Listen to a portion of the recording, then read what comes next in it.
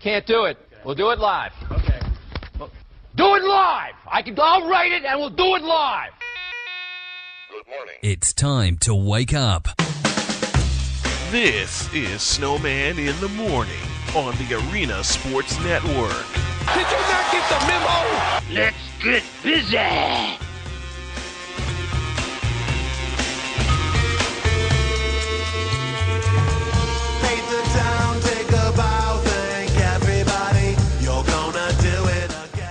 You ever have one of those kind of weekends where nothing went right and yet everything went right? This is one of those kind of weekends. And with that, I say, good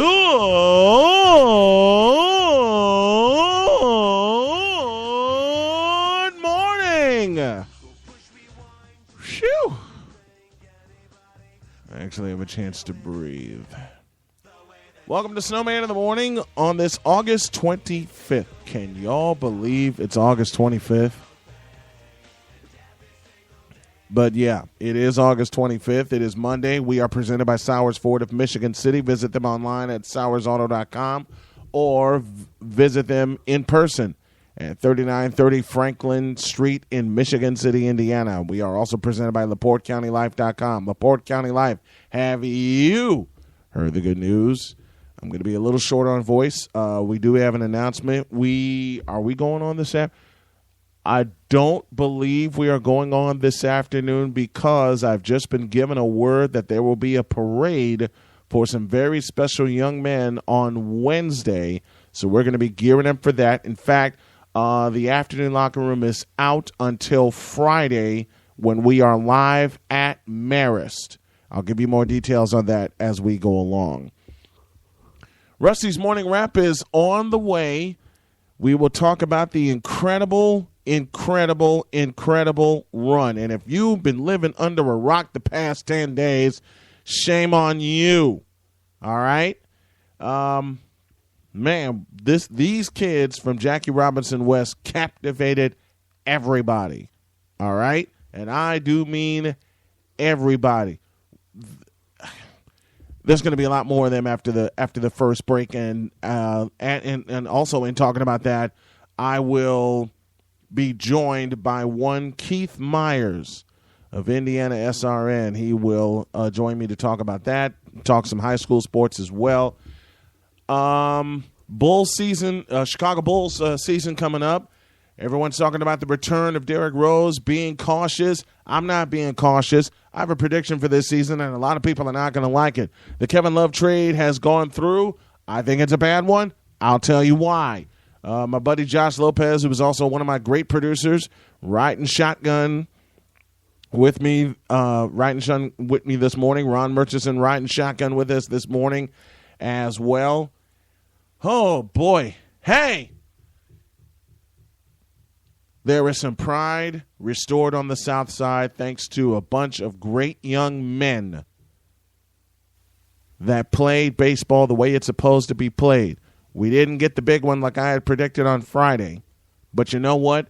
When you lose to the number one team in the world and you hold them to 8 runs and you crawl within 4, I'll take it. I'll take that. I'll take the U.S. championship that no one expected them to get. I'll have more on that coming up here in a little bit. But do I hear some music in the background? Oh, yeah, I do. I do. That means it's time for one thing and one thing only. It's Rusty's Morning Wrap. I know he's got a lot to talk about this from the weekend and into the week, so I'm going to let him take care of it. Good morning, Rusty. Good morning, Brian. Yes, there is a lot to talk about, and you know where I'm going to start. First off, morning, Brian. Everybody, welcome to Monday after the weekend. Rusty's Morning Wrap up presented by Wood Forest Bank, the official bank of the Arena Sports Network. Jackie Robinson West made Chicago look good and proud in the Little League World Series in Williamsport, Pennsylvania. They became the United States champions on Saturday with a victory over Las Vegas, but then they lost 8-4 to South Korea in the World Championship game on Sunday. Still a great run for a great group of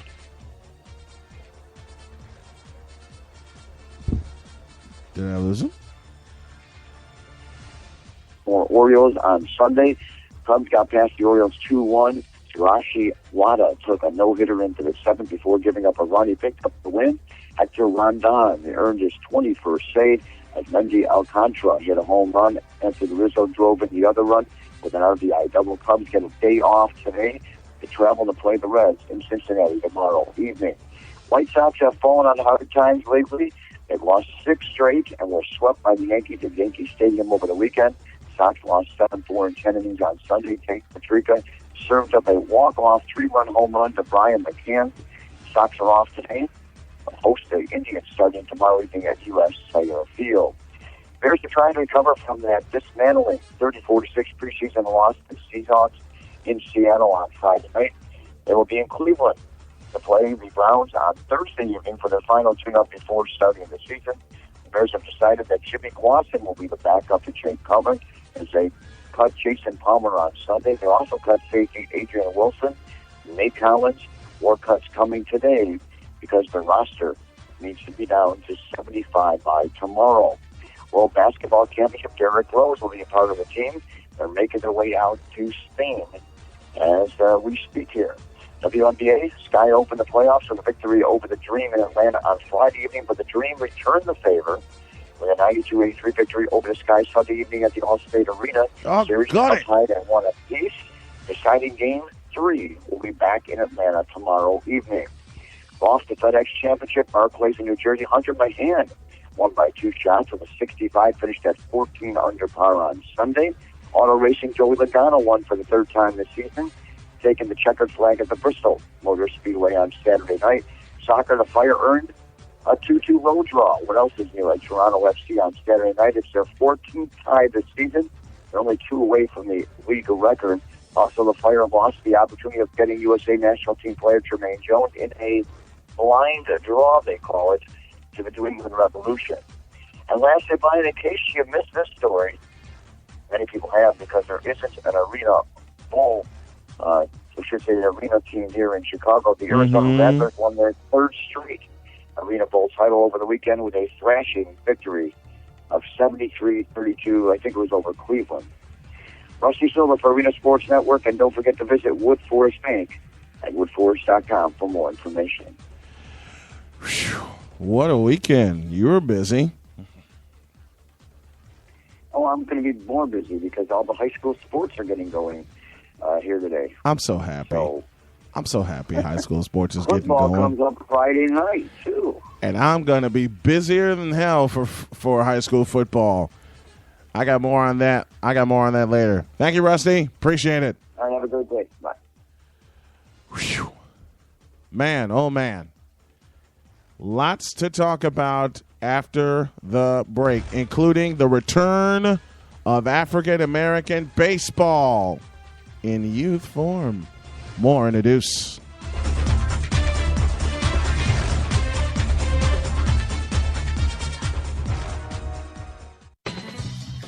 Have you heard the good news about a company that started 4 years ago and worked at a relentless pace based entirely upon one simple premise? Have you heard the good news about a place you can go to enjoy positive, community-oriented information about the town, city, or region that you live in and the people involved?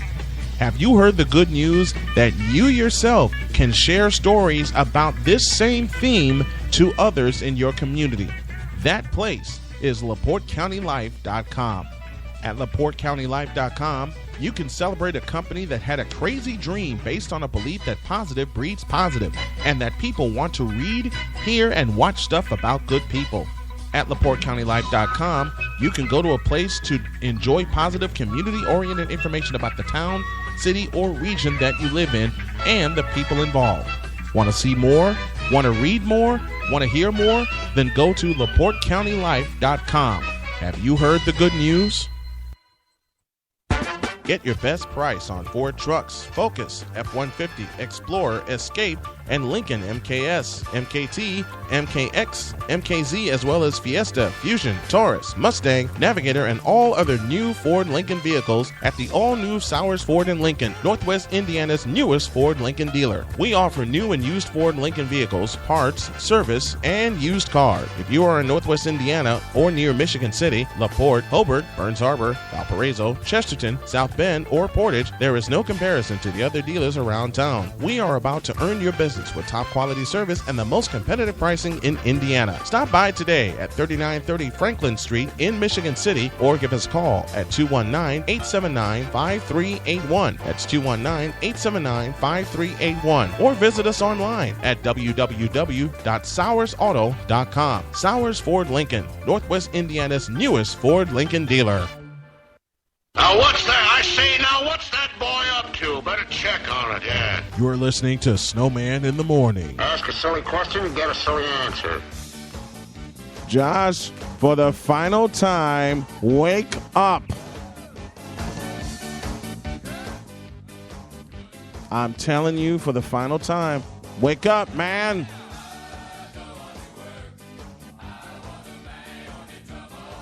And don't lie to me either.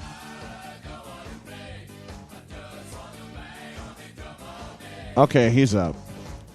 Snowman in the Morning, presented in part by LaPorteCountyLife.com. You have to forgive the voice, please. Did a lot of screaming over the course of the weekend. Wow. What a weekend it was. What a weekend it was. Lots to tell you about. But we begin with one of the most inspirational stories that Chicago has seen for a long time. And I'm going to get some help from a good friend of mine down in the capital city of Indiana. He joins me now via the Buffalo Wild Wings hotline. His name is Keith Myers. Good morning, Keith. Hey, good morning, Brian. How are you this morning? I'm worn out, but in a very, very good way, cheering on a very special bunch of kids.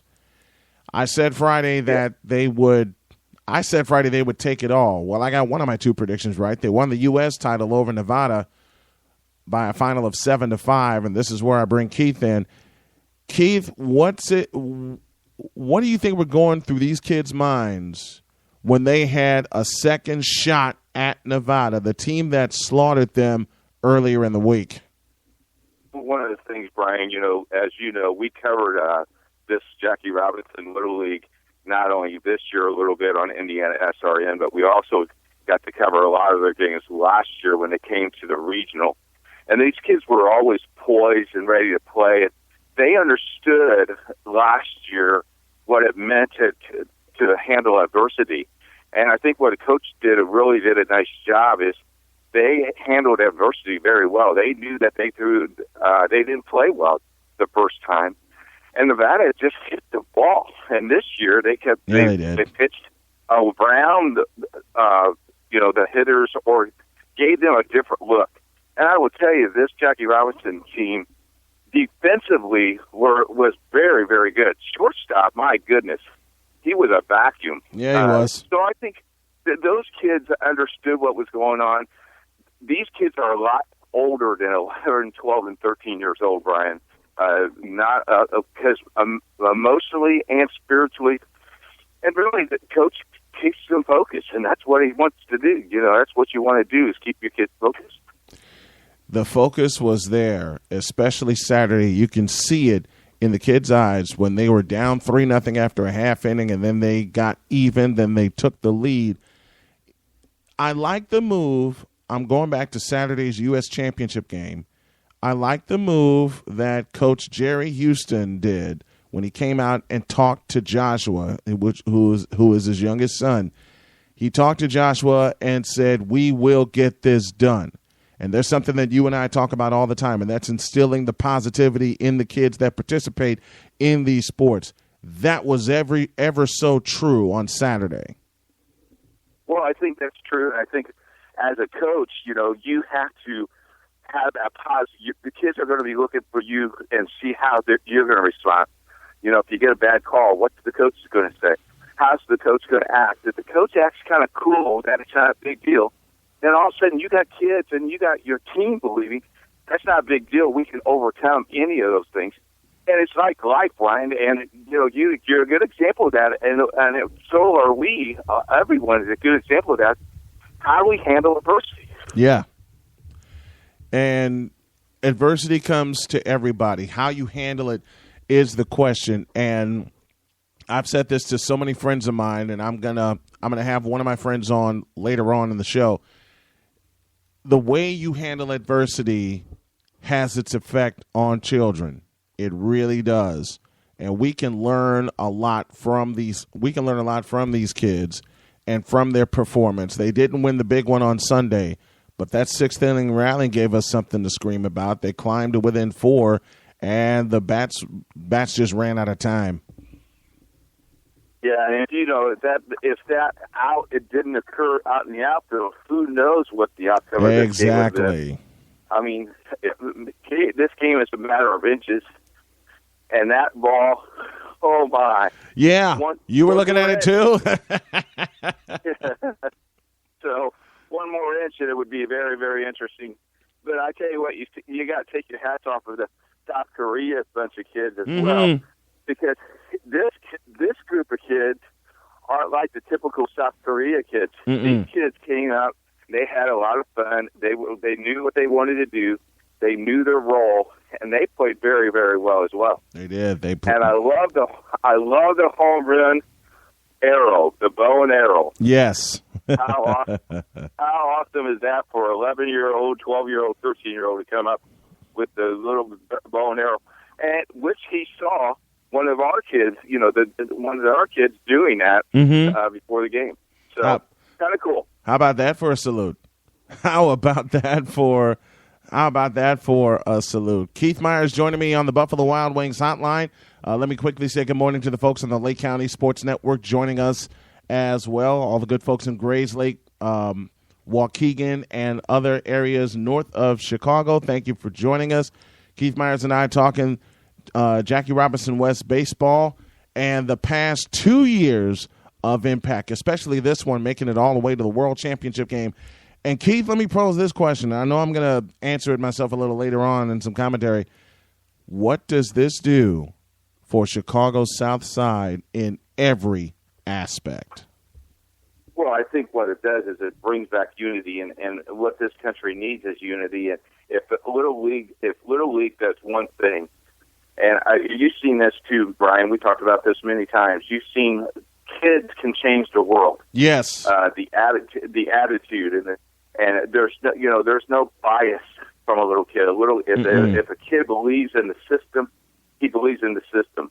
And I'm a man of God, and I really think this is one of the things the Lord does very well is He brings His witnesses, and He uses all kinds of things to be His witness, but He uses children more than anything. And I think that's what this country needs. Is this? If this can unify a community on the south side of Chicago or the whole entire world, because this was on world TV. Yes, it was.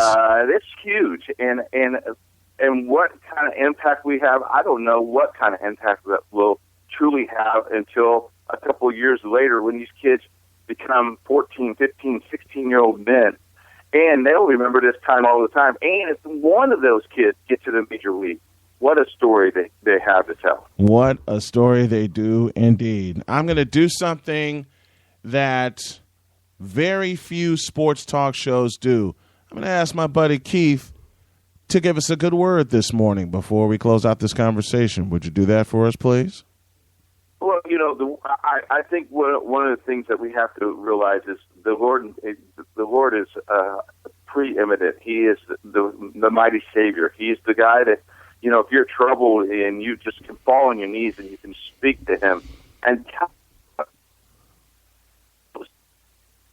because He created you. And why not do something? It is nice to do something to mean, because being mean means you have to think about it. Being nice is just being yourself.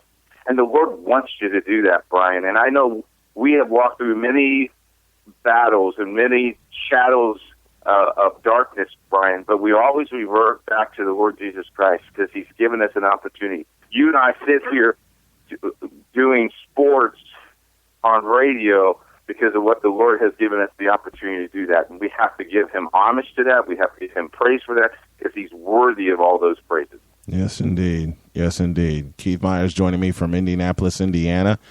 And before I let him get out of here, you have a game tonight, don't you?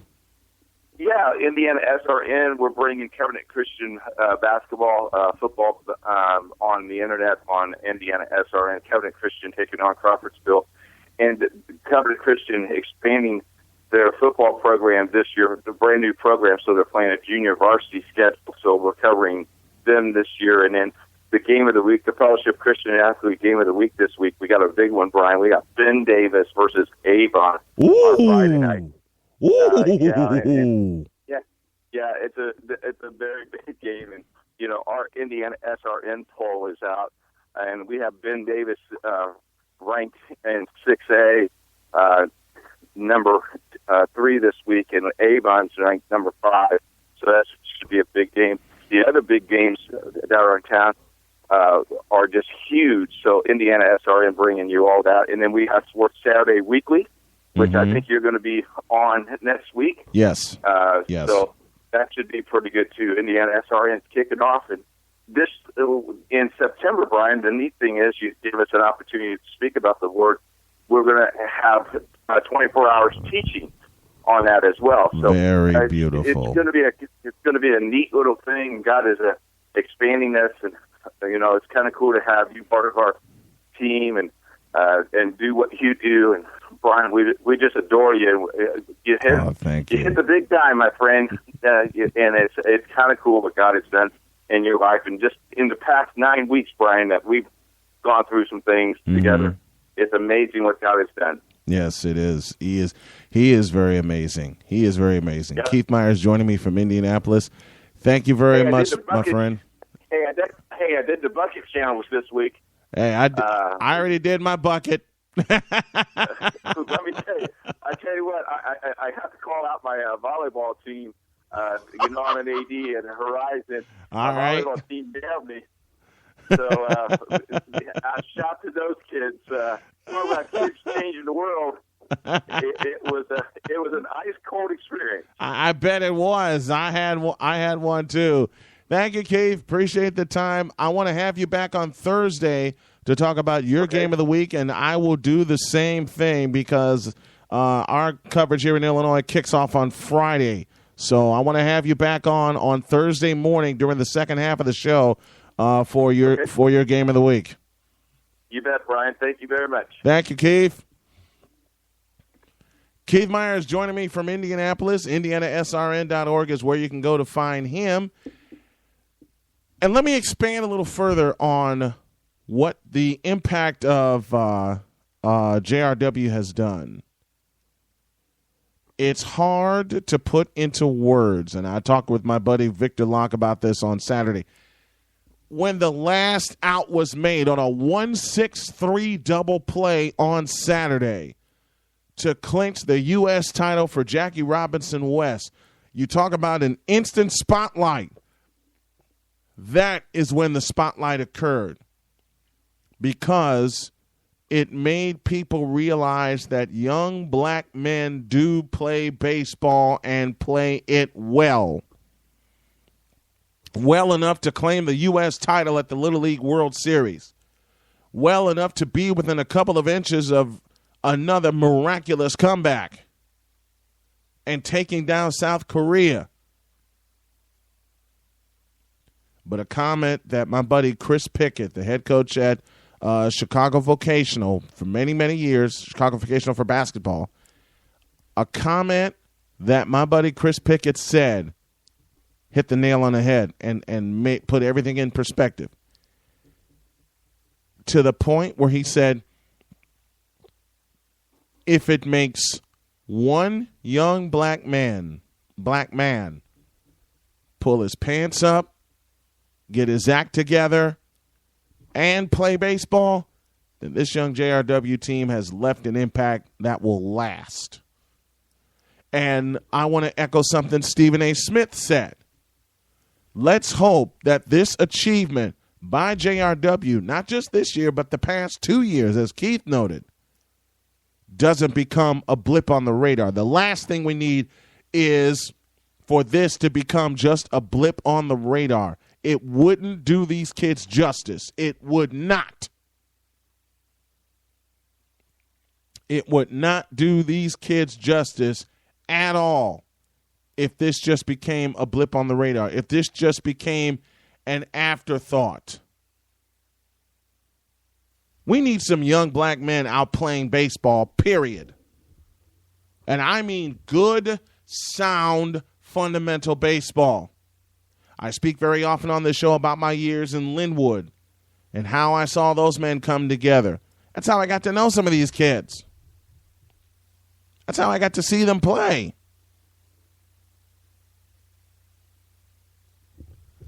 That's how I got to see them play. Now I got a call right now on the Buffalo Wild Wings hotline. Alvin Washington, the co-founder of ASN, has joined me. What up? Oh, I did have him on the line.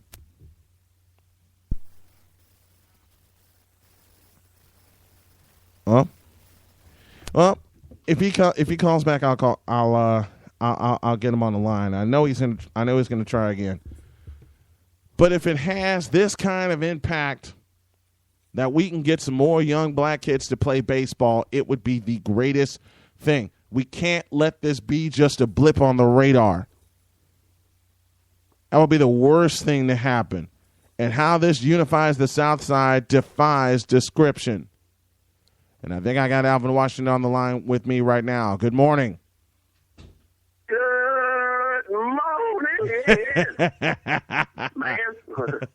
How you doing, buddy? As we come to you from the home office in Clear Lake, Iowa.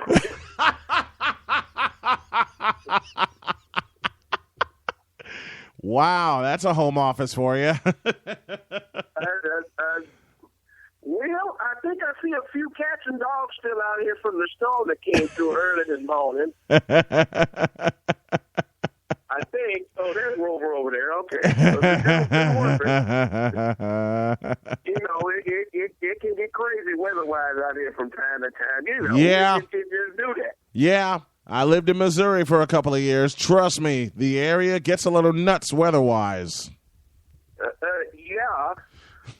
Real quick, ladies and gents, the men's. Mm-hmm. Let's go through the Sowers Ford NFL preseason scoreboard from this past weekend. All right, what you got for me? Cincinnati over Arizona on the road, 19-13. No Colin Kaepernick touchdown passes, but there was a Blaine Gabbert sighting last night. Yes, there was. San Francisco 21, San Diego 7. Houston tops Denver 18-17, despite 2 touchdown passes from Peyton Manning. New Orleans getting its act together, staying undefeated in the preseason, 23-17 on the road at Indianapolis. St. Louis 33, Cleveland 14. 2 very notable things about that game. I'll give you one right now. Michael Sam sacks Johnny Manziel twice. I'll give you the other one in a little bit. All right. Minnesota over Kansas City, 30-12. You might as well lock in Matt Castle as your starter for the Vikings season opener. Baltimore tops Washington in the Battle of the Beltway, 23-17. Don't be surprised if Kirk Cousins is the Week 1 starter in the nation's capital. There's a lot of tongues wagging about that. Mm-hmm. Miami 25, Dallas 20 at Sun Life. Tennessee takes over Atlanta 24-17. Tampa Bay over Buffalo 27-14. Chicago brings up the Olays and gets out of Seattle's way 34-6, and most of that was on the first team defense. Green Bay knocks off Oakland 31-21. Aaron Rodgers, no surprise. New England thumps Carolina 30-7. We're hearing out of Panthers camp a rib hairline fracture on one Cam Newton, although Coach Ron Rivera tells various sources that he expects Cam Newton to be in the Week 1 starting lineup on later on in September. I think beginning of September 8th or something like that. Okay. The battle of the Hudson River goes to the G-Men, 35-24 over the New York Jets, despite the fact that Geno Smith has now been named Week 1 starter for Gang Green. Detroit holds off Jacksonville 13-12. Philly takes out Pittsburgh 31-21. Now, going back to that St. Louis game. Mm-hmm. One Sam Bradford, again, ACL troubles, down for the year with a torn ACL. Ouch. After preseason action on Saturday night. It looked initially from the hit and the early MRI that it wasn't as bad as they thought, but then the second MRI said, you gotta go, bro. Yeah. So, journeyman Sean Hill, who has not started since 2010. Oh, wow. Will step in. Oh, yeah, he will step in as the starting quarterback for the St. Louis Rams. He hasn't started since 2010. Spent the last few seasons in Detroit behind Matt Stafford. 13-13 as a starter is the record that I hear from him. Let's see what other craziness has happened. Cuts have now been made down to the 81-man roster lineup. 3 veterans have been cut from the Bears.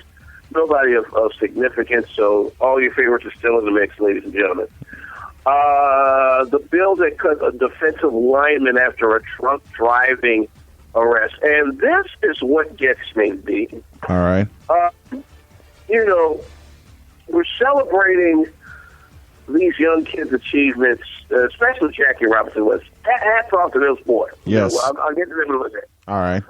But, you have this privilege that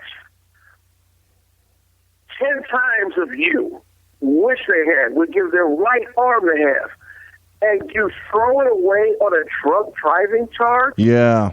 Are you serious, son? Yeah.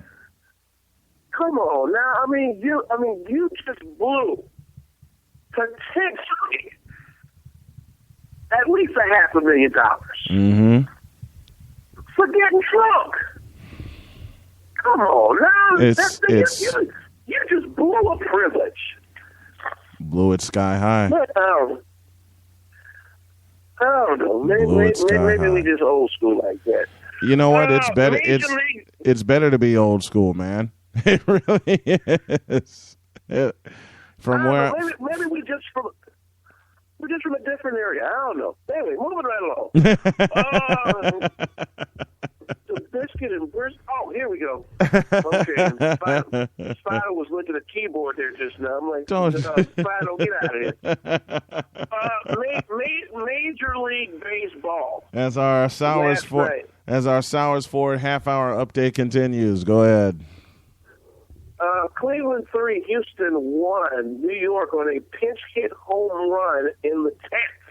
Yeah. Walks off and sweeps the Sox 7-4. First time since 88, I believe, that the Yankees walk off on a pinch hit home run. Tampa 2-1 over Toronto in 10. Cincy takes out Atlanta 5-3. Washington, the Nationals blast San Francisco 14-6. Ouch! Boy, talk about the National surge this year, man. Yeah. Chocolate City is heating up for another October run.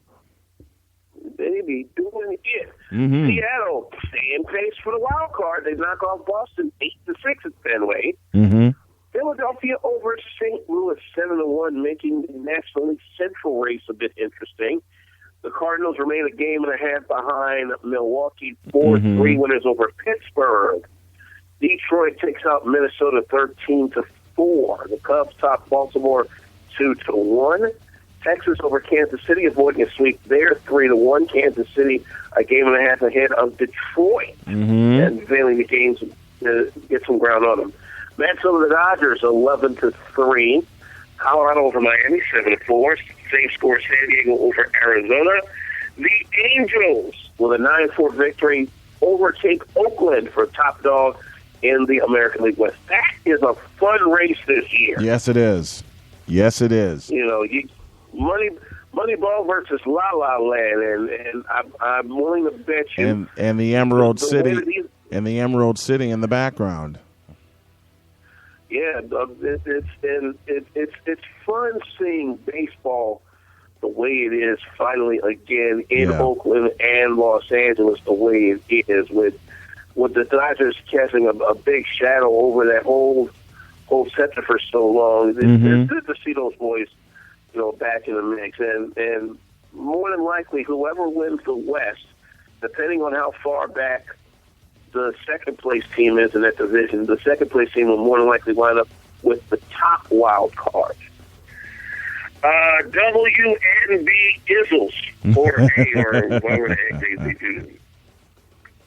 Hey, it's 7-something in the morning, dude. I don't know. Shoot. You hear me not complaining over here, right? Well, yeah, anyway. Despite Allie Quigley earning 6th Woman of the Year honor, Chicago failed to close out Atlanta 92-83. Game 3 coming up on Tuesday. In Atlanta. Of course, Chicago getting its monumental first playoff win in club history earlier this weekend. With an emphatic and historic dunk by the recently engaged Brittany Griner. Don't ask how the hell that happened.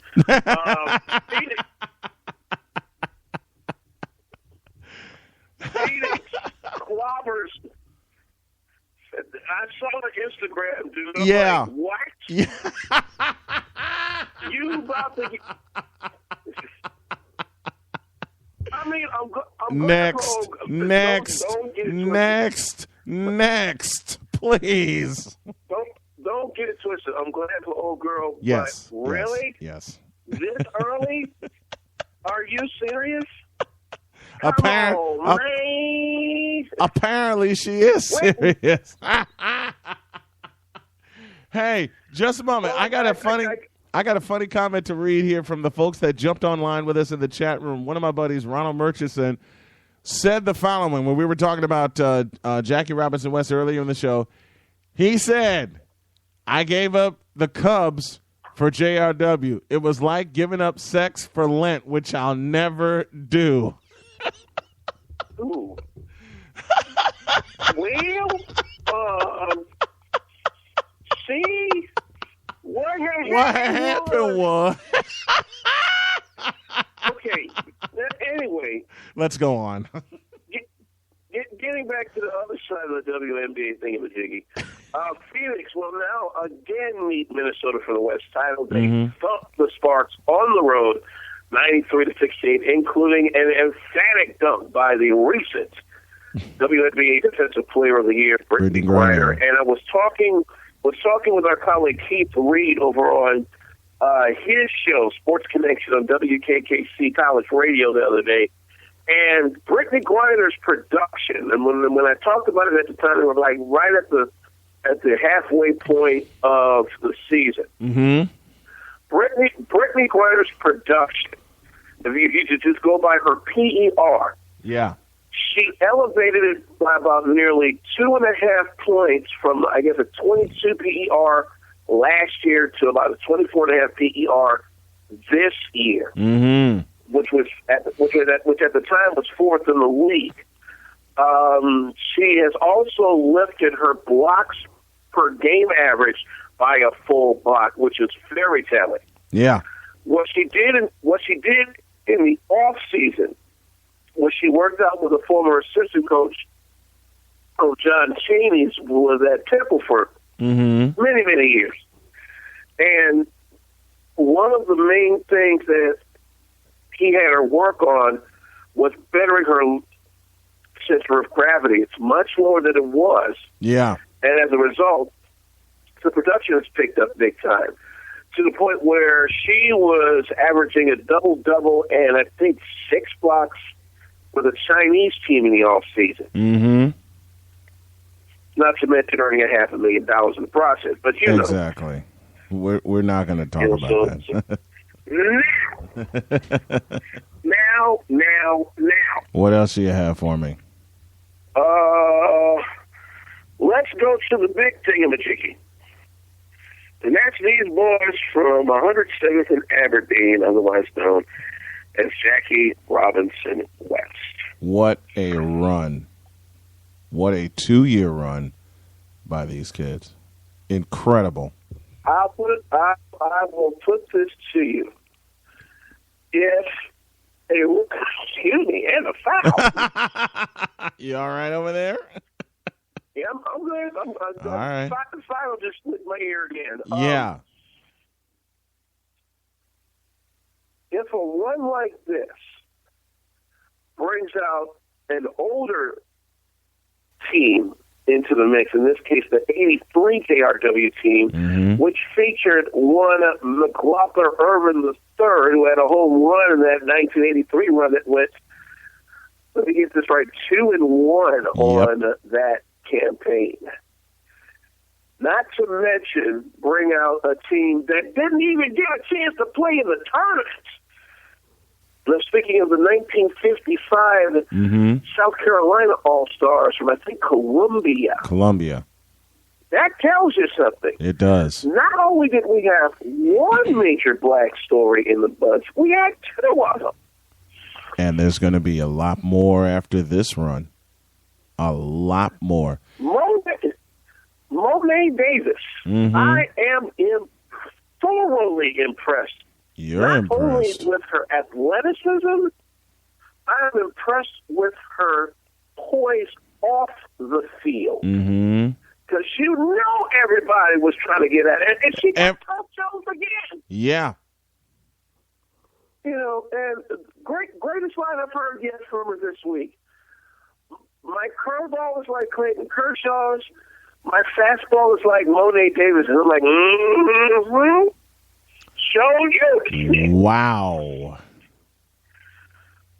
Yeah.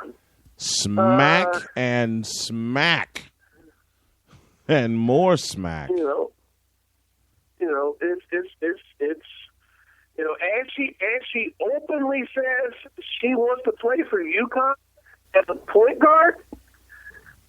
Gino, who happens to be a Philly native. Gino, you got somebody here. You need to take care of her. That's all I'm going to say. You know, we got to pause.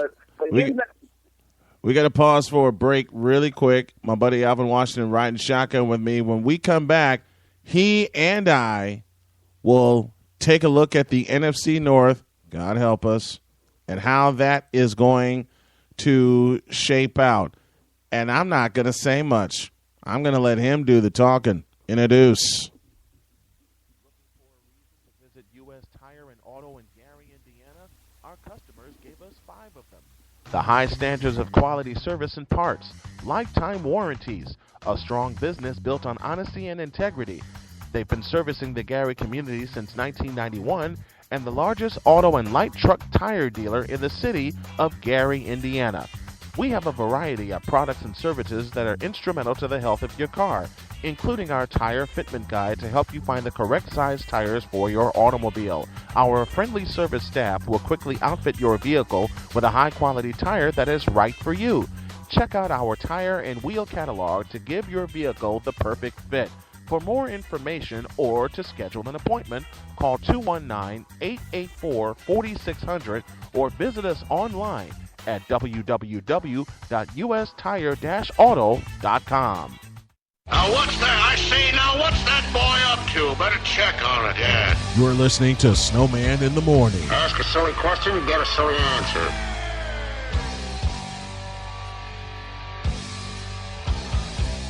You know, there are just moments that happen and moments that speak for themselves. Snowman in the Morning is back. Riding shotgun with me is Alvin Washington. My good friend, my road dog of 19 years is now. We will do an NFL division preview, and the division we're going to look at is the NFC North. Y'all know who's in the NFC North. Packers, Lions, Bears, Vikings. And I turn to my buddy Alvin Washington, and the first question I'm going to pose to him, who has the biggest weight on their shoulders in this division?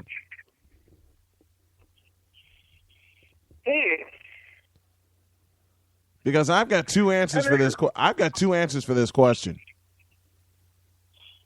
The biggest weight on their shoulders. I've got two answers for this question.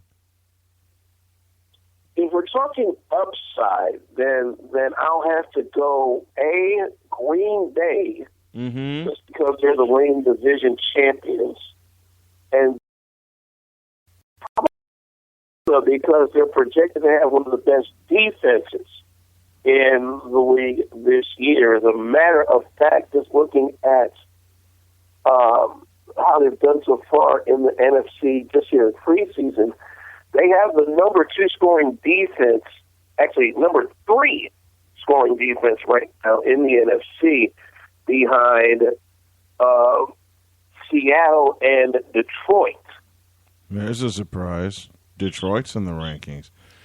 Speaking of the Vikings, we'll start with them. Did they make the correct move to give Matt Castle the ball? I would say so. Teddy Bridgewater's coming along, but just like Johnny Manziel, he's not quite there yet. Okay. I venture to say that Bridgewater at this level of the game is a lot further along in his preparation than Johnny Manziel is. Mm-hmm. Just because of, you haven't heard so much about Teddy Bridgewater except on the field. Wouldn't that be necessary? Message! Big time message. Wouldn't that be necessary to do your talking on the field, Mr. Manziel? And that's something I talked about. That's something I talked about before last week on the show. So we looked at the Vikings. What do you think? What kind of record do you think they're going to have?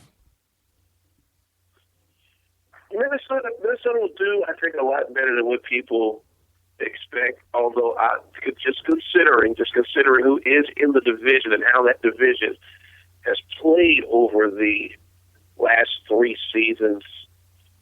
I'd say a respectable 8-8. 8-8. Potential wild card. 8-8, which is a big improvement. A potential wild card, although they may lose out on it within the final 2 weeks. Okay. All right. Got that one out of the way. Let's look at the Detroit Lions. 6-2 going into the second half of the year, and the bottom fell out. What the hell happened? Detroit can't seem to get out of its own way sometimes. Kind of like the Cowboys. I mean, this is arguably the most talented team not to earn the playoffs outside of Dallas. Mm-hmm. You know, you got one of the best front lines in the business, headed up by a rather mercurial Indemico Sue and Nick Fairley, whenever he decides to get his act together. Yeah. You got one of the best young quarterback wide receiver tandems in Matt Stafford and Calvin Johnson, AKA Megatron. And I believe they've added a little bit more. And I believe they've added a little bit more weaponry to kind of free things up for Megatron. Mm-hmm. But for whatever reason, the last few seasons, they've literally been right there on the cusp of greatness.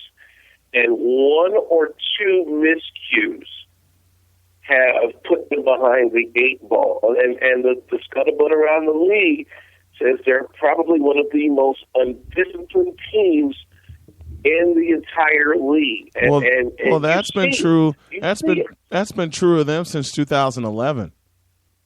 During the Jim Schwartz era, that's been true of them since 2011.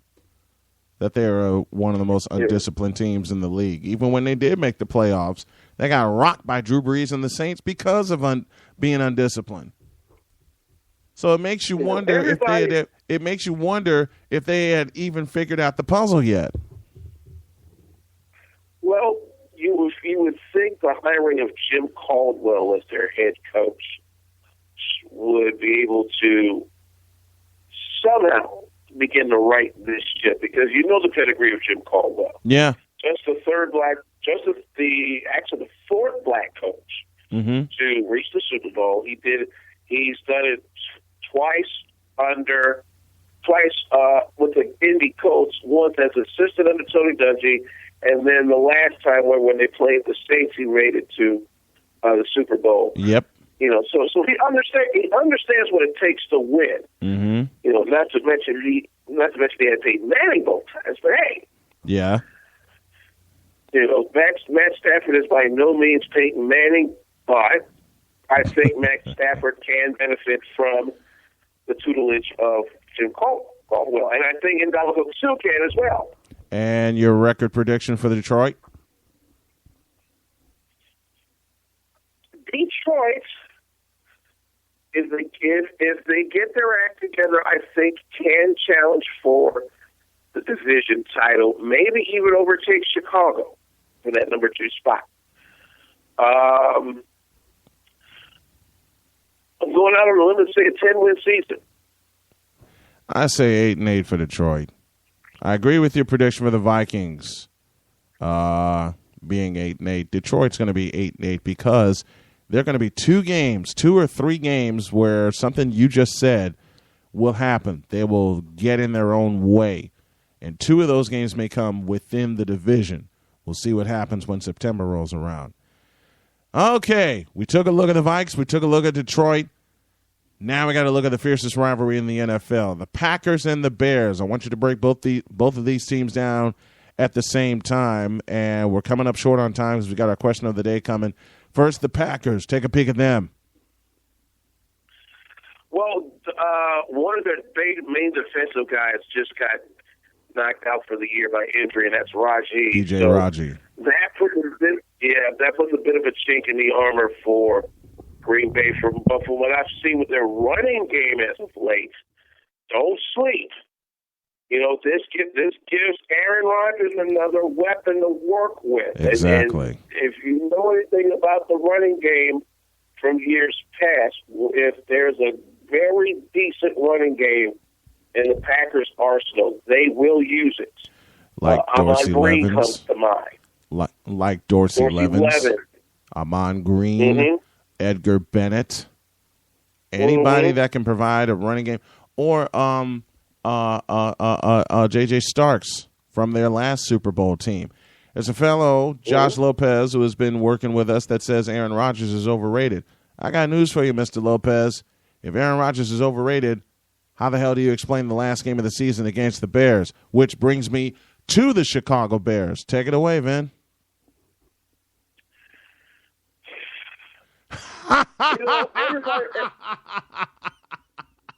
That deep breath alone tells a lot. Okay. Hear me out here. Hear me out. All right. We can't put this on Jay Cutler. No. Not this year. No. I've seen what we've done. It is not Jay Cutler. It is whoever the hell is running this damn defense. You know what? Let me throw my prediction out there right now. I see only one 10-win team in the NFC North. And unfortunately, it's a bunch of cheeseheads. Reason being, wow. And here is my reasoning. A lot of things that change, but a lot of things stay the same. Yes, Green Bay loses Raji for the season with a torn bicep. But don't sell that defense short. You still got a fella named Clay Matthews running back there. Yeah. The Bears defense, however, did not solve their problem. And the problem with the Bears is going to be their linebacking core. It is thin. It is porous. All right? Josh Lopez says a little overrated. No, Josh, you said overrated, okay? And Rodgers played like crap in the game. The same happened in Week 17. Yeah, but the problem is they still won. You forget about that, Josh. I say 1 10-win team in the North, and that 10-win team is in Green Bay. You don't sell that defense short. You don't sell their running game short because they've discovered a running game now. Okay? They have really discovered a running game which could be ultra dangerous come late in the season. And plus you have a healthy Aaron Rodgers. As far as the Bears go, you can't pin anything on Jay Cutler this year. Jay has done what he is supposed to do. Whoever is calling the defensive plays has not done what they're supposed to do. And the Bears have another problem on the horizon. Their special team is putrid. That's what happens when you let Devin Hester go. Say it again. That's what happens when you let Devin Hester go. That's exactly what happens. I mean, the special team, we've seen it already throughout the course of this preseason. The fans have asked me to be honest, so I'm being honest. We've seen it throughout the course of the preseason already. This Bears special team is putrid. And I mean putrid in the point on a kickoff against Philadelphia that should have been only a 20 or 25-yard return. It turned into a 102-yard return. Why? 2 tackles were not made. And I leave it at that. Now, things can happen where teams can flip-flop all the way around. We saw that last year. But my prediction is Green Bay wins the division, and they'll win with 10. And I'll leave it at that. Time now for our question of the day. It's presented by Gigahertz, the official computer solutions company of the Arena Sports Network. Gigahertz, and that is where we come in. And the Gigahertz question of the day involves something that we all know best, and you and I know it very well, Vinny. Food! Not food. Food! Duh! All right. I talked about this place a couple times before on the show. This place called Bar Louie in River North. And they have some of the best damn burgers in the city. I said it. They have some of the best damn burgers in the city. question of the day is that on Tuesday nights from 5 until close, and they close at 1, they have a $1 burger special. I know some bitches are big, okay? My question of the day is, how many can you put down at once? Now, let me describe how big these burgers are. These are like, I want to say third-pound burgers, cooked to your specification. And I'm talking, and Vin, I'm talking about the burgers that we can't help but put down. And I mean, once you start biting, you don't start eating. You don't stop eating until it's gone. One of those kind of burgers. Wow. Yeah. I want to get Josh and Ron's answer to this as well. If you're in Bar Louie's on a Tuesday night, how many burgers can you put down? The most I put down is 4. And that's because I was extremely bleeping hungry that night. Yeah. Dude. How about you, Vin? How many do you think you can put down? Well, since I'm trying to watch my figure here. Yeah. Well, I have a friend down in Florida. Her name is Sherry, and I know she's getting a kick out of listening to this show. So, Sherry, I pose to you the same question. How many burgers can you put down, darling? Greatest answer I've gotten so far. Ron Murchison said, I may be able to put down 1.5 while sitting on the toilet.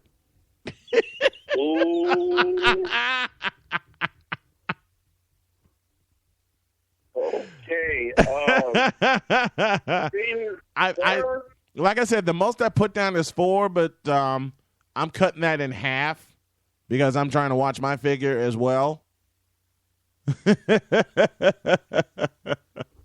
I got to make sure I stay within my limits. That's our question of the day. How many Bar Louie burgers can you put down? And we may even have to sponsor a challenge if we can get them to bite on it. So we'll come up with some ideas for that soon. Got to pause for a break, and when we come back, the second half of Snowman in the Morning, we'll begin with a very strange journey. And then you and I have shared some strange journeys. But I guarantee you, this one will top some of the ones that you have. And if you're wondering what I'm talking about, I'll tell you in a deuce. Have you heard the good news about a crazy dream based on a belief that positive breeds positive and that people want to read, hear, and watch stuff about good people? Have you heard the good news about a place you can go to enjoy positive, community-oriented information about the town, city, or region you live in and the people involved? Have you heard the good news about a place where you can celebrate what is right in the world, share it with your friends, family, and community, and neighbors at school, work, or place of worship, and have fun doing it? Well, there is such a place. That place is LaPorteCountyLife.com. LaPorteCountyLife.com is all about the positive, not the negative, bringing out the best and not the worst, and all about promoting positivity in your community. LaPorteCountyLife.com. Have you heard the good news? At Strachan Van Til, we think differently about groceries. We always have. So what does that mean? It means better, fresher, focused on you. Your neighborhood store that gives you more. It's quality, selection, the variety you want. Choice meats, deli, bakery, your one-stop shop. Everything on your list and all for less. With the savings you deserve and unbeatable service, that's different. That's built around you, and that's your Strachan Van Til. Quality products from Bridgestone, Firestone, and great service is what sets U.S. Tire and Automotive apart. Our service department specializes in brake service alignments and oil changes for customers just like you. Come pay us a visit at 3350 Grant Street in Gary, Indiana, or call 219-884-4600. or visit us online at ustire-auto.com. Now what's that? I say, now what's that boy up to? Better check on it, yeah. You're listening to Snowman in the Morning. Ask a silly question, get a silly answer. The second half of Snowman in the Morning begins right about now. Alvin Washington riding shotgun with me via the Buffalo Wild Wings hotline. This portion is brought to you by Buffalo Wild Wings of Round Lake. Football is around the corner, folks, and you want to be around friends and around football tailgaters. Buffalo Wild Wings, Wings Bear Sports. You have to be there. Okay, man. You told me some of your strange journeys. I got one that will top it. It won't top all of them, but it'll top one of them. It goes like this. Right. Yesterday, I was supposed to be in Milwaukee to call an Outlaws game as they took on the Milwaukee Marauders, which the Outlaws blew them out 25-6. And I shout to my boy Ray Kincaid, the GM and owner of the Outlaws, and Joe Opron and the rest of the boys, and Stu Kerr. I miss you guys. I love you. I'll see you in a week. Well, they're off this week. I'll see you in 2 weeks, rather. I was supposed to be there. I left here, and I left Glenview with time to spare to get up there. It was supposed to be only a 95-minute trip. All right? Let me read something real quick before Josh decides to woof at me. He says he can eat 5 of those burgers. No, you can't, Josh. You have to see them. All right. It's supposed to be a 95-minute trip. I put the address in my GPS on my phone. I typed it the same way it read on the Marauders website. I get up there, and I'm thinking I'm okay. My phone says, you have arrived. Why am I looking at a hotel?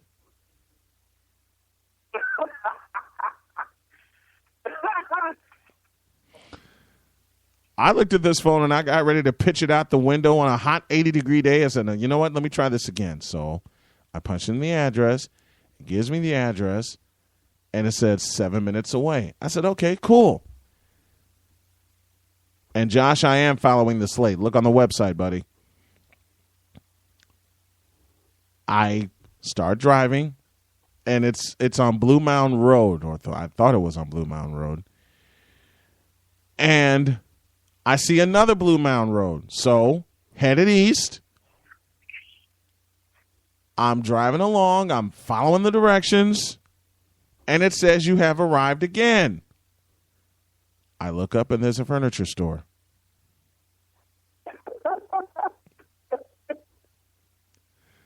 So now I'm getting mad because I'm losing time. I'm going, what the hell is this? So I try again.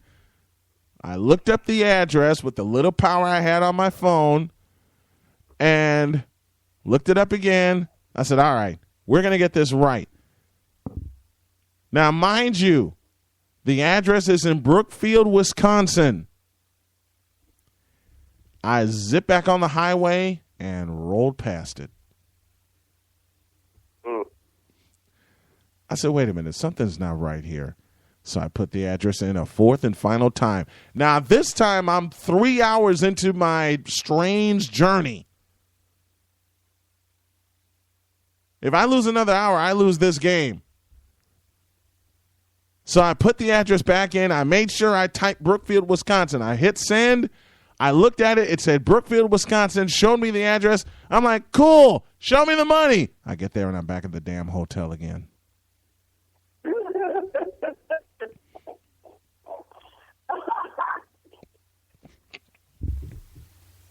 I said, you know what?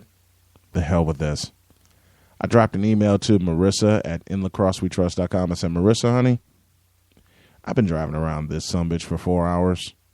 I can't find it. I'm going to eat and go home. Her response, it's okay. Stuff happens. Just go get the next one. My buddy Scott Ludwig dropped me a line on Twitter. And he said, didn't you make it up to Milwaukee? I said, Scotty, I couldn't find the joint. You know what he comes back with? He was being playful. You know what he says? Brookfield's not that big. I did not need to be told that.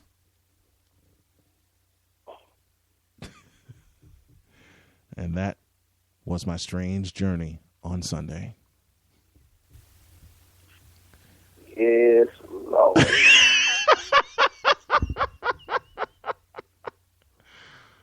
And the bad part is I nearly checked into that hotel just to breathe.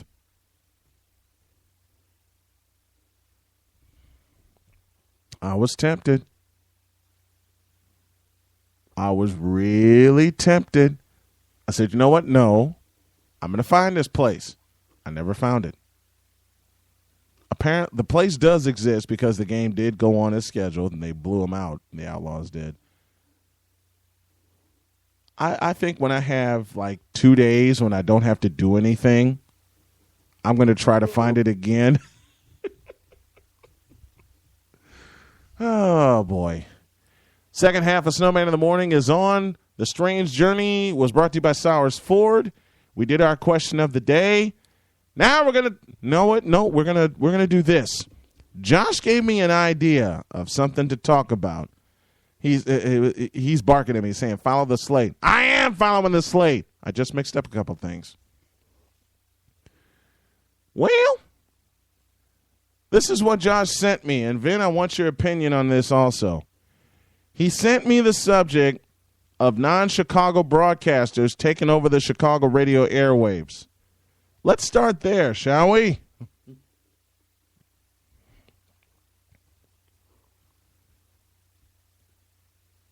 Well, there were a couple of names that he sent me. Tom Waddle, Mark Silverman, those are the ones he sent me. The main point is, and I know you've been around this scene a lot longer than I've been, but that's why I want your opinion. Josh's main point is there is not an actual born and grown Chicago sportscaster save Jonathan Hood. And the other point he makes is these guys that are transplants downgrade Chicago sports every chance they get. Subject is out there. Floor is yours. Well,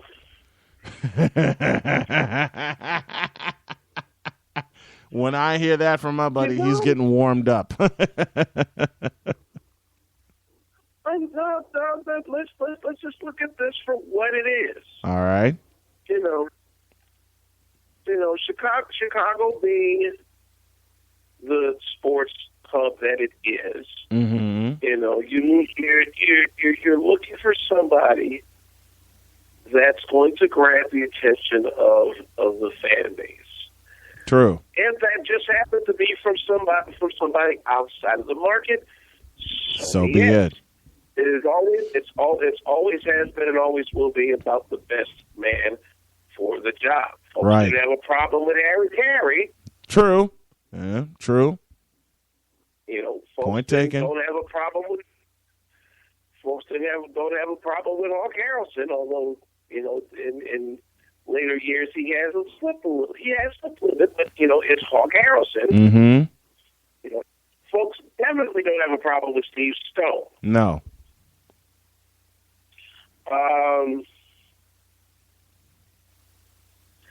I wish John Rudy were still here in the market. Oh, I miss John. Not taking anything away from Ed Farmer. No. I think just from an aesthetic point of view, mm-hmm. Sean Rooney does it a little bit better for me than Ed Farmer. I still listen to John Rooney clips. Pat Foley is Pat Foley. Love him or hate him. Yep. You have to same thing with John Weidman. Or Weidman, excuse me, with John Weidman. Weidman. Now, that having been said, there is a new generation of Chicago-born sportscasters that are coming through the ranks. Mm-hmm. Most recently, one Cameron Smith. Yes. Who's now joined the CBS 2 sports team as an anchorman. Saw his work on Comcast and the U sports packages. This is a young man that you need to watch. Very, very solid, very, very well prepared, and has a very nice delivery in what he does. I think this is a young man you need to watch in the near future. How about on the radio side? You know, on the radio side,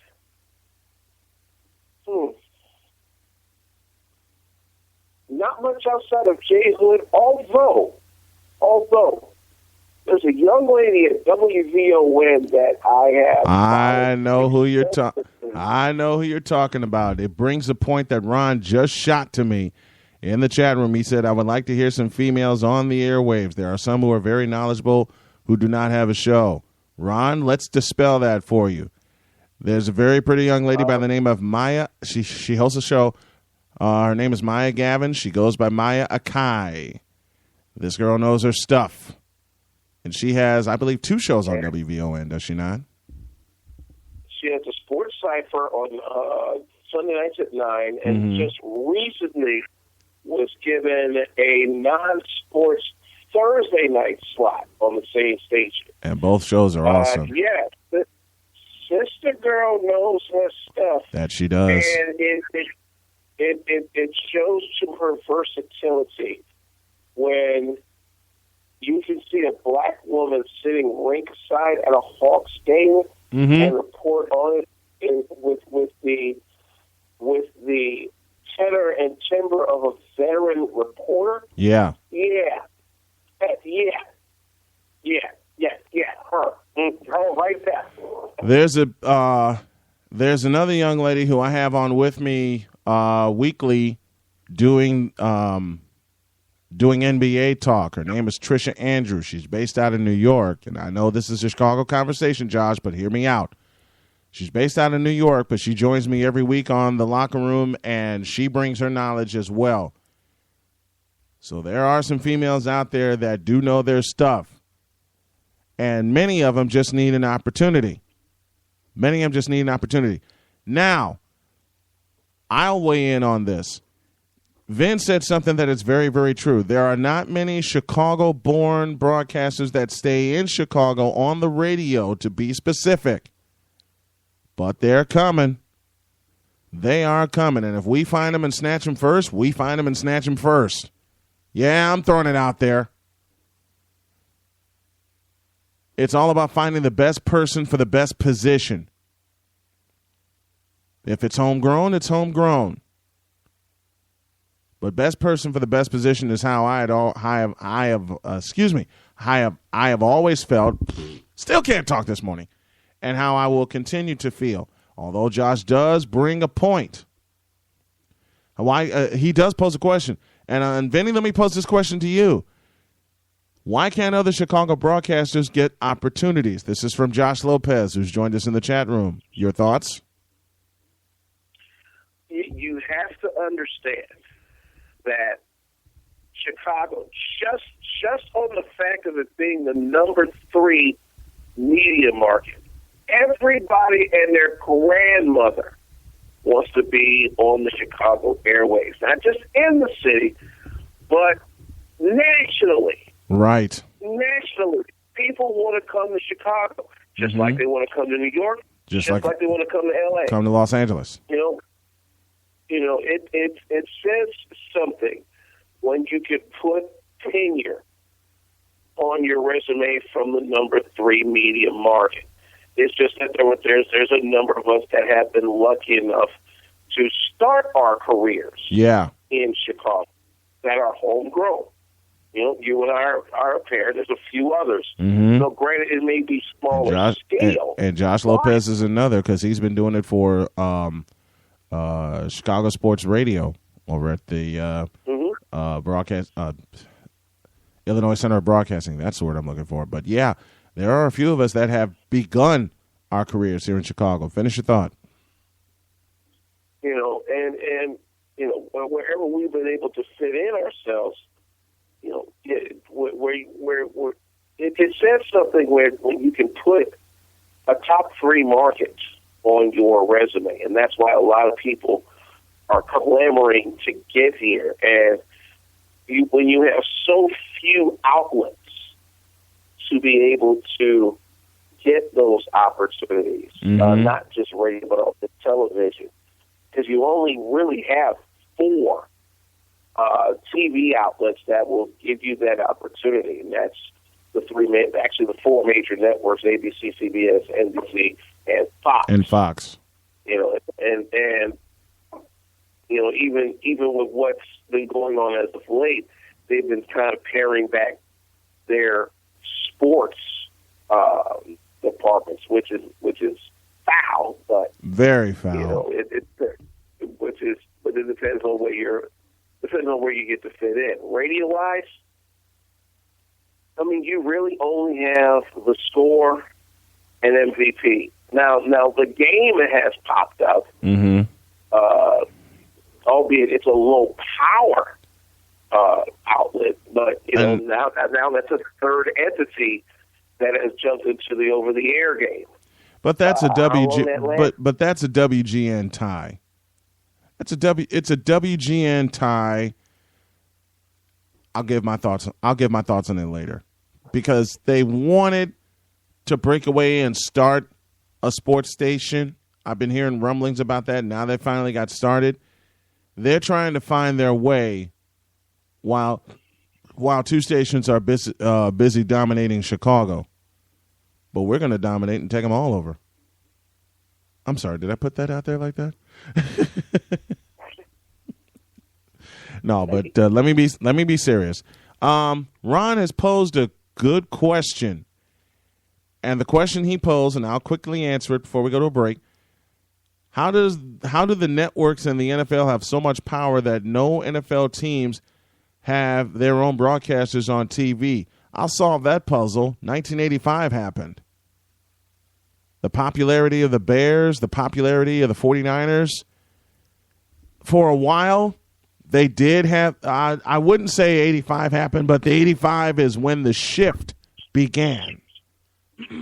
Because by 1989, it was all national broadcasters when CBS had the NFC contract and NBC had the AFC contract. And, of course, we know Monday Night Football, and in its infancy, Sunday Night Football. The late 80s began the shift of the networks and the NFL having that much power. And when Fox took over the NFC contract in 1994, that really brought it over the top. Because for much of the 80s, when I started watching football, and I know a lot of people can relate to this, there were 2 announcers that did all the Bears games. There were Tim Ryan and Johnny Morris.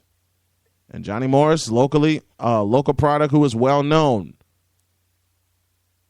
The shift began in the late 80s when the NFL started gaining a lot of popularity with some of the teams that were coming up and some of the teams that were already there, and the Bears were one of them. They wanted to lock out the local broadcasters, and I mean lock them out financially. So what did they do? They made them all national games but regionalized them as well and employed their own announcers. And I'm talking about from CBS and beyond. Now, will they ever get that equation right? I don't know. Well, let's also throw this into it, because you know money is always a part of the equation. Yes. You know, with the advent of expansion, because you got to remember, we added a couple of new teams in the mix here. Actually, 3 new teams. We added Jacksonville, Carolina. We added Carolina, and most recently Houston. A revitalized Houston franchise. You know, now you've got what basically amounts to be a 30 team, either 30, 32 teams. However they got that juxtaposition. You've got all this money coming in now. You've got a TV contract that is just blown through the roof for everything because let's be fair about this. Monday Night Football used to be a big-time staple on network television. Yes. But you also have to remember, when ESPN bought ABC out. And that occurred. Here's something. I'll back this up with this fact. A lot of people think that purchase occurred in the late 90s or 2000s. No. Disney made that purchase in 1984. Yeah. 1984 is when that ball started rolling. Because what eventually happened, and you started seeing this a little bit once ESPN lost the NHL contract. Yeah. They wanted to make sure they were able to have some kind of control of the media for at least two of the major leagues. Yes. They've got the entire NBA contract, which of course allows some Sunday ABC games. Mm-hmm. But they also have Monday Night Football. And everybody knows that Monday Night Football has been, since its inception in 1970, the go-to broadcast. Yeah. When it comes to end of the week of pro football. And now with ESPN having done it now the last 3 years, now everything is shifting from network television to cable television. Because don't be surprised if now with Fox Sports 1 in the mix, that you're going to start seeing more NFL games on Fox Sports 1. Yep. The shift is gone to cable. The shift has gone to cable, and the first night that I saw ESPN hosting Monday Night Football, and I'm speaking purely from a fan standpoint, it made me sick. It made me absolutely sick. And Sherry just chimed in saying, ugh, ESPN. I think a lot of people, including myself, are sharing sharing those thoughts. Well, let's also take a look at some other angles that may have also influenced those decisions. We know for a fact college football is king in this country. Yes. We know that for a natural fact. Mm-hmm. If the recent conference alignments and advent of their respective TV networks isn't an indication of what ESPN has done to position itself as now a new leader in the distribution of live event sports. Right. Then maybe you haven't been paying attention to its run-up to the just started SEC network. Mm-hmm. Because now you got a major cable network that has control of two college-based entities. Because remember, all that started off with was the Longhorn Network. Yeah. You know, and that's what eventually drove the wedge between the Big 12 and Mizzou and Texas A&M. Mm-hmm. Now, Mizzou and Texas A&M can thumb their nose at the Longhorn Network, which, again, is underneath the ESPN banner. Yes, it is. The SEC network is now in the mix. Who is a part of the first live event broadcast on the SEC network? Texas A&M. Texas A&M, yeah.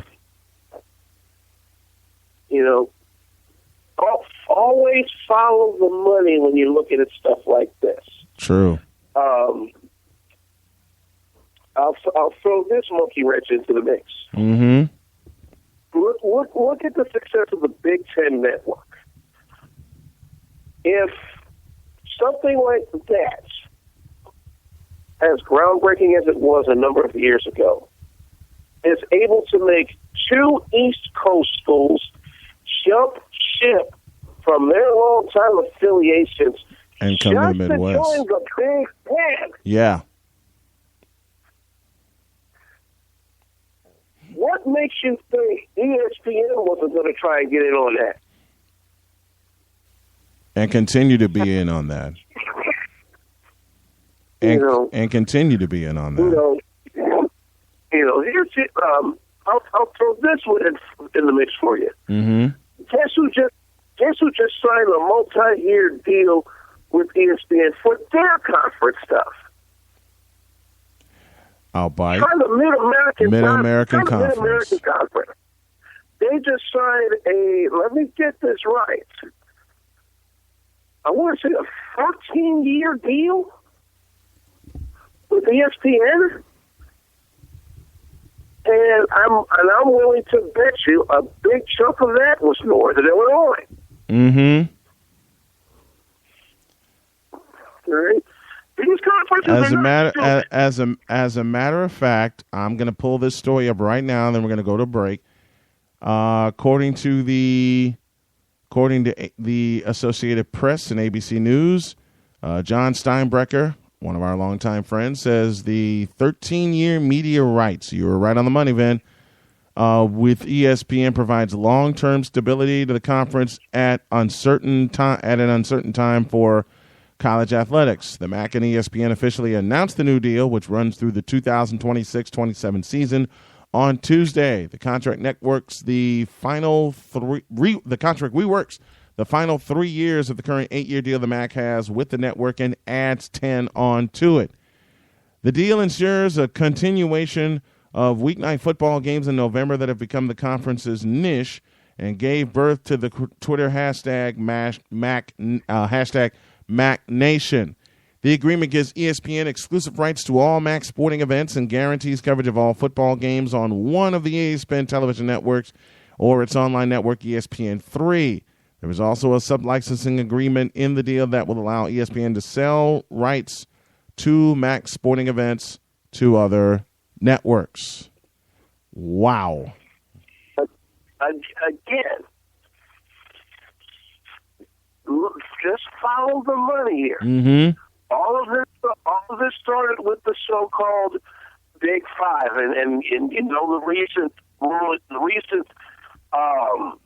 legislative move by the NCAA to now grant said Big Five, which is SEC, Pac-12, Big Ten, Big 12, and ACC, autonomy. Yeah. They're basically ruling the roost now in college athletics when it comes to the NCAA. Now, I didn't say anything about the NAIA. They're a whole totally different animal. Yeah. Folks don't even check for that. So we're not even talking about them, folks. We're talking strictly NCAA Division I athletics. Mm-hmm. And do not be surprised within 5 to 7 years, but I'll give 5 as a baseline, that you see a breakaway of the Big Five from the NCAA altogether. I wouldn't be surprised either. And I follow D1Ticker.com. I suggest everyone out there that's listening now. I'm following also. To do the same. And I'm telling you, I've been seeing stories as of late of numerous athletic directors inside the Big Five, numerous head coaches inside the Big Five that have toyed with the aspect of potentially breaking away from the NCAA. If that happens, that's a game changer. Big game changer. And they're putting them, you said something, Vin, that is so true. They're putting themselves in position for that to happen. They already have autonomy within the NCAA. And who's to say that doesn't happen even within 5 years? Right. It could happen within 2 to 3 years with that decision. I got to take a break. We'll continue this We'll continue this after the break. We're talking about NCAA and autonomy and a potential game changer. Back in a deuce.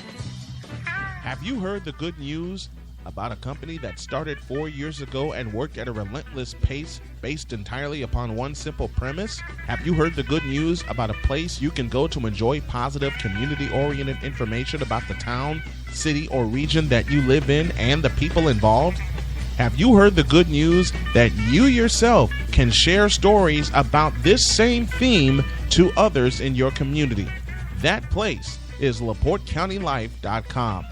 At LaPorteCountyLife.com, you can celebrate a company that had a crazy dream based on a belief that positive breeds positive and that people want to read, hear, and watch stuff about good people.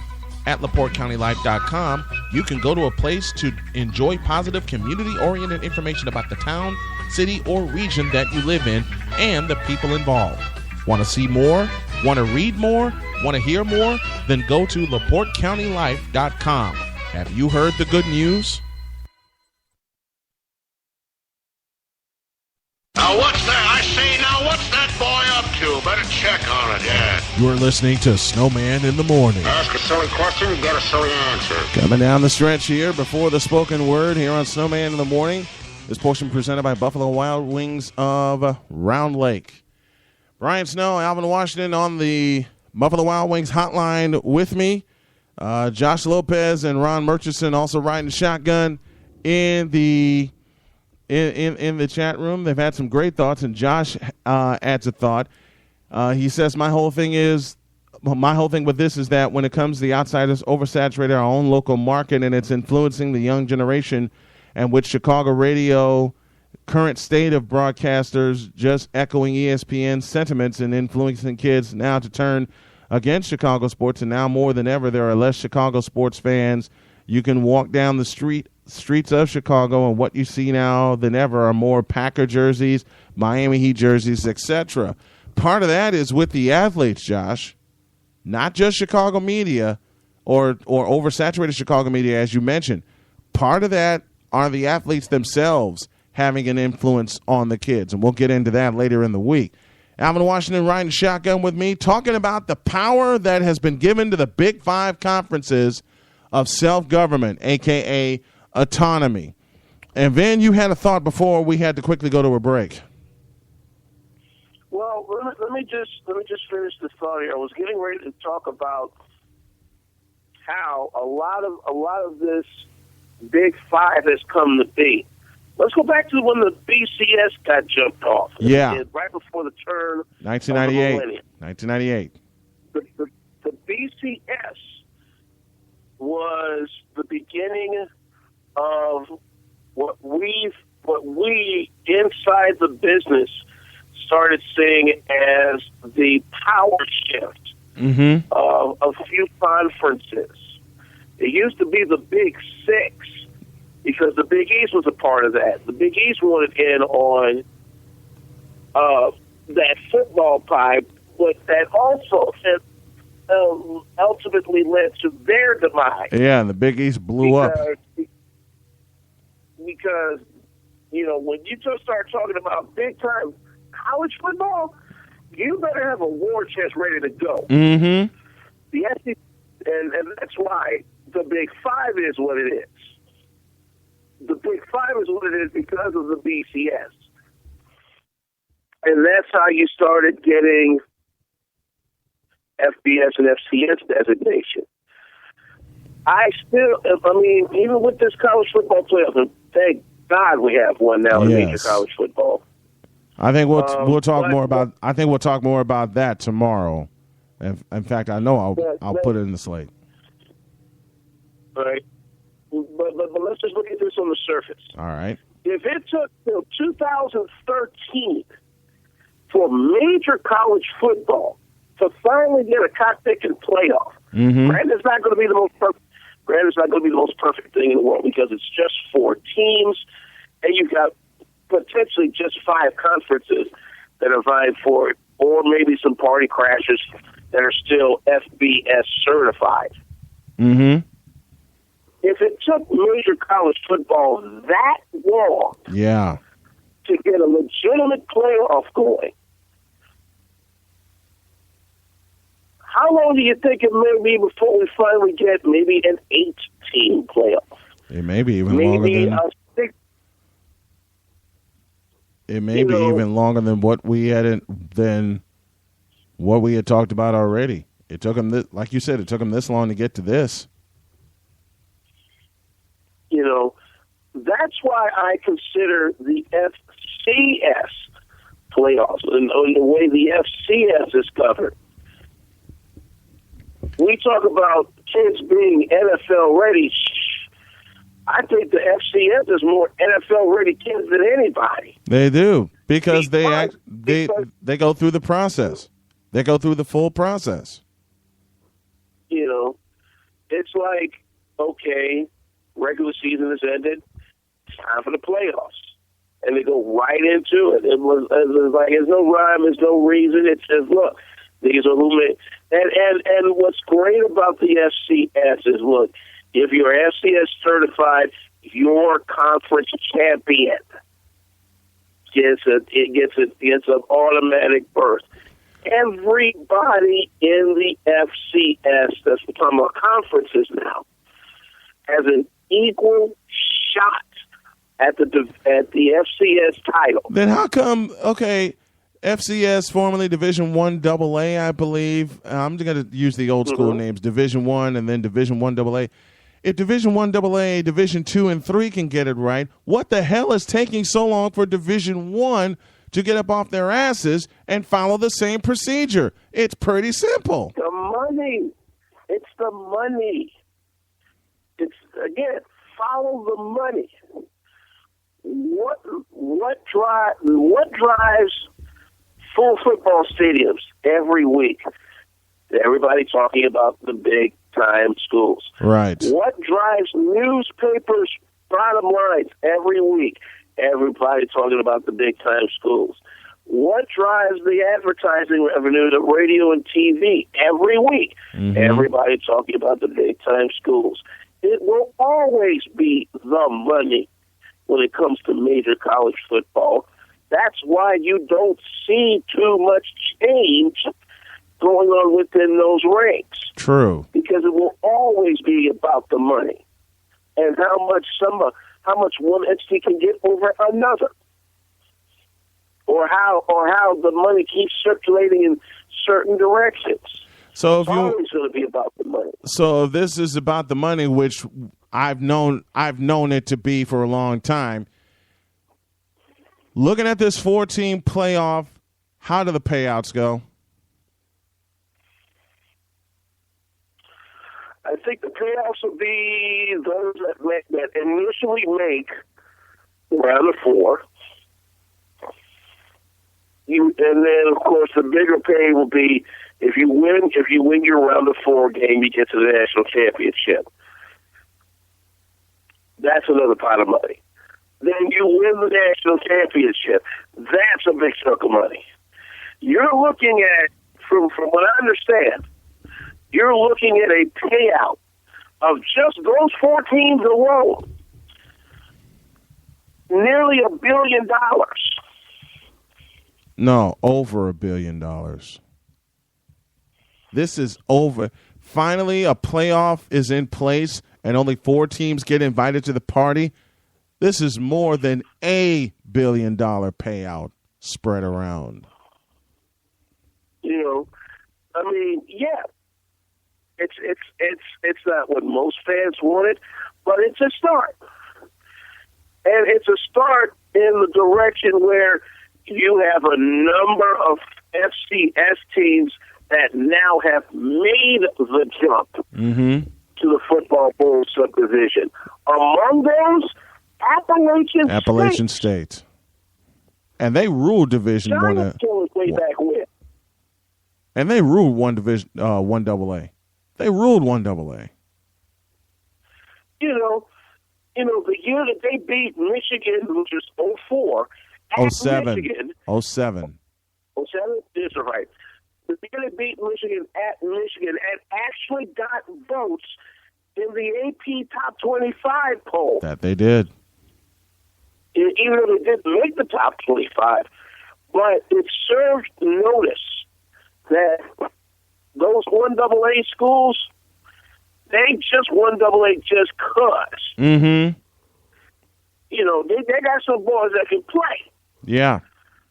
And Michigan found that out in 2007 and then found it out a year later when Toledo beat them in their house. You know, well, Toledo's at BS, though.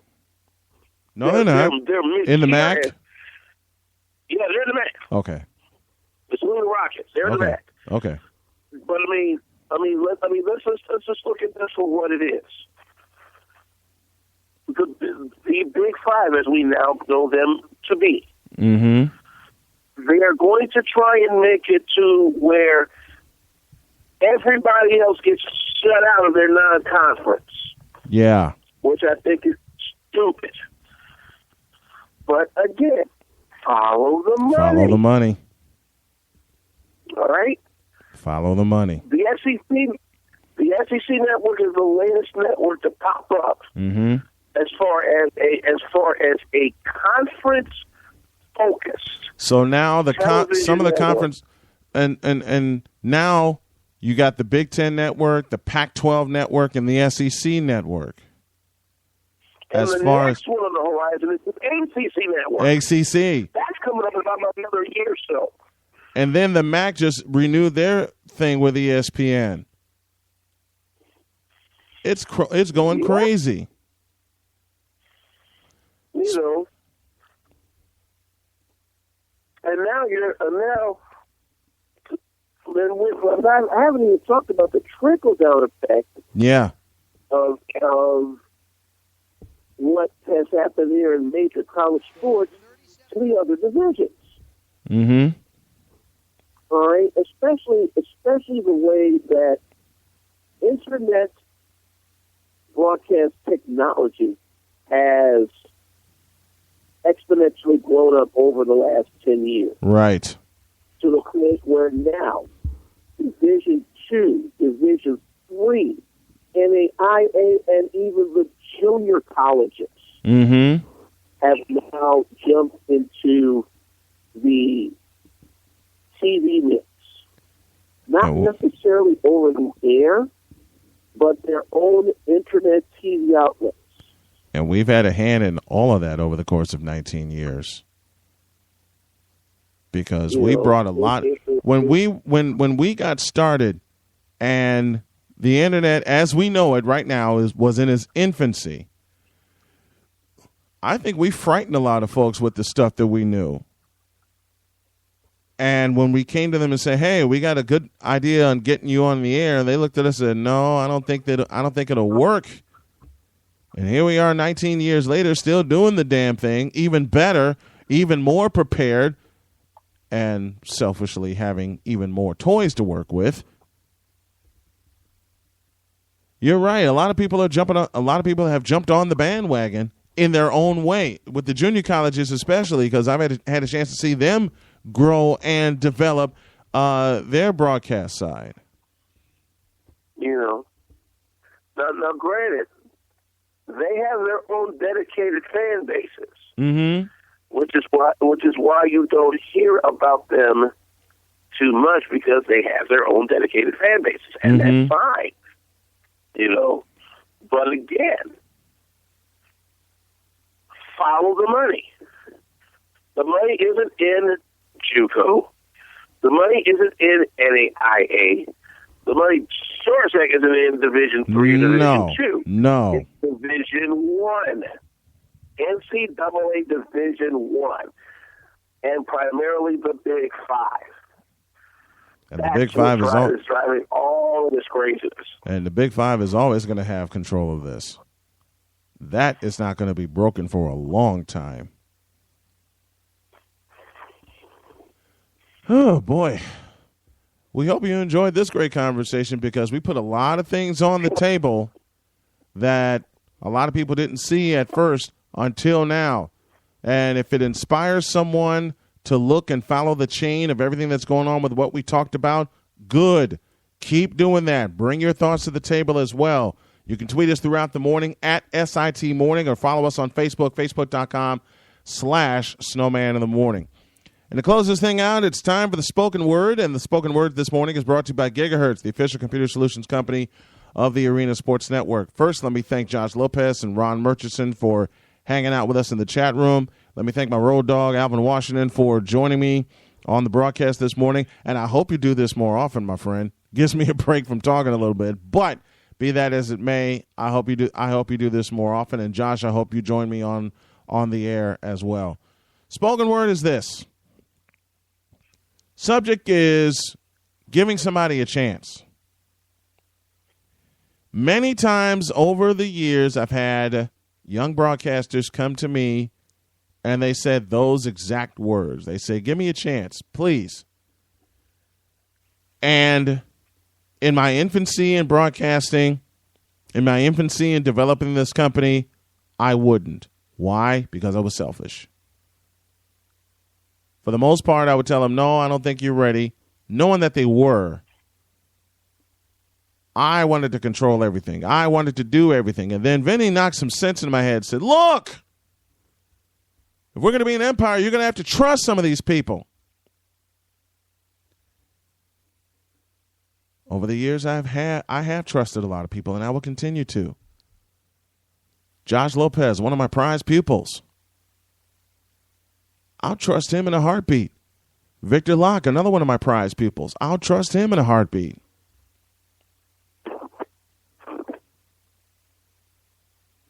But it took Alvin Washington to knock some sense in my head and say, you have to trust these kids. You have to let them get ready. You have to let them be ready and let them be there. Now, to take this off the mic and put it in life,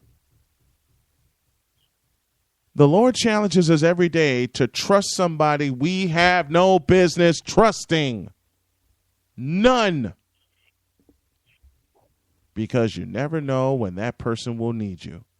You'll never know when that person will lean on you.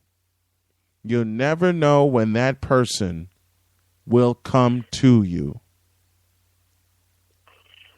And if that person does come to you, and if you feel it in your heart, you've got no choice but to trust him.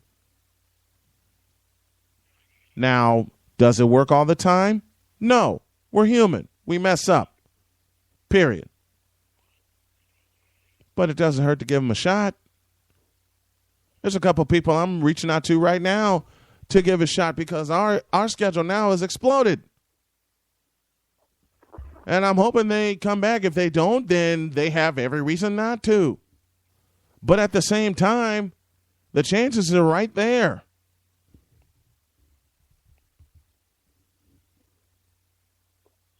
So how about you give somebody a chance in your life today? How do you give them a chance? Lend them an ear. Lend them a shoulder to cry on. Give them your time.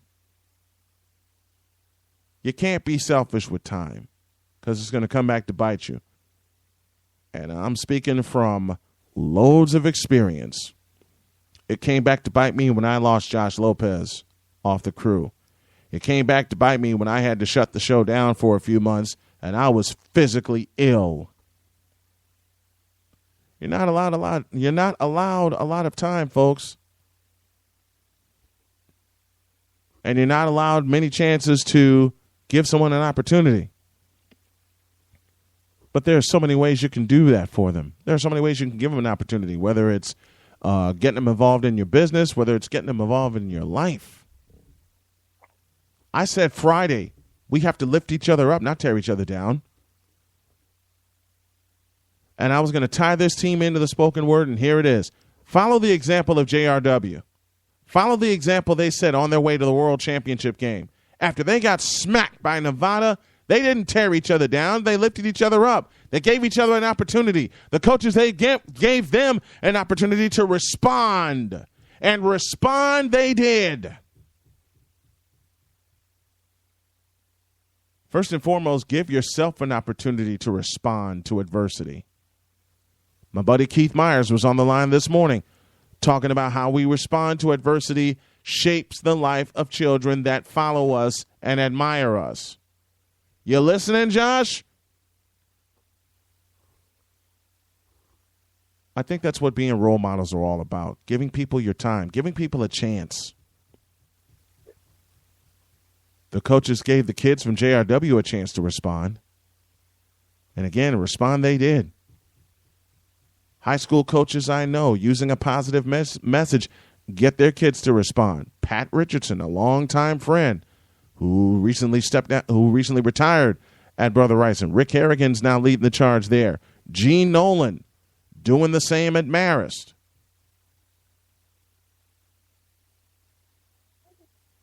Give yourself a chance to respond. When you do that, you give others a chance to respond.